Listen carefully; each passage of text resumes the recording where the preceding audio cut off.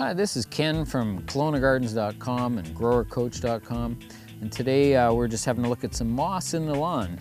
And moss is pretty common. It's very common in rainy climates, and it's not as aggressive typically in drier climates.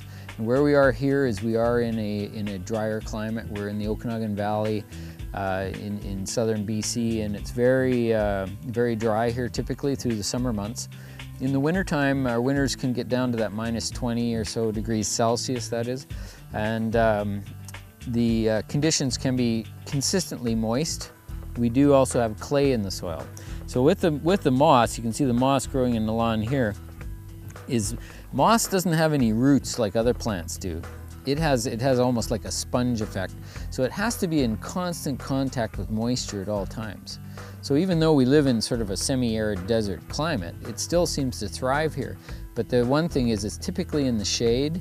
It's typically where there's a lot of moisture always, so wherever there's irrigation. But also if we have clay soil that doesn't drain properly, and it tends to stay mucky on the surface or moist, that's where it's going to really thrive.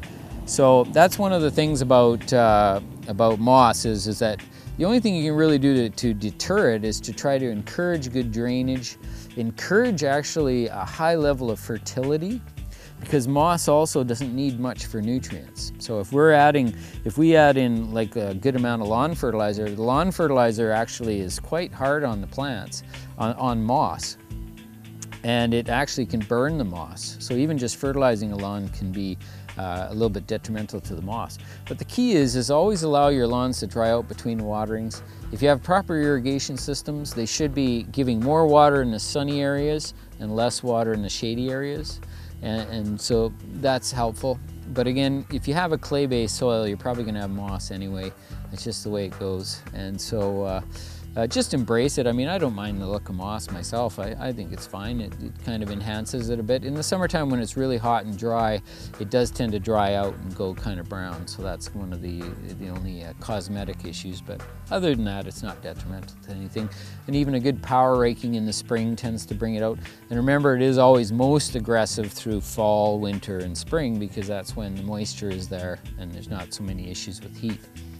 So that's it for today on moss, and thanks very much for tuning in, and remember to check in regularly for more gardening tips.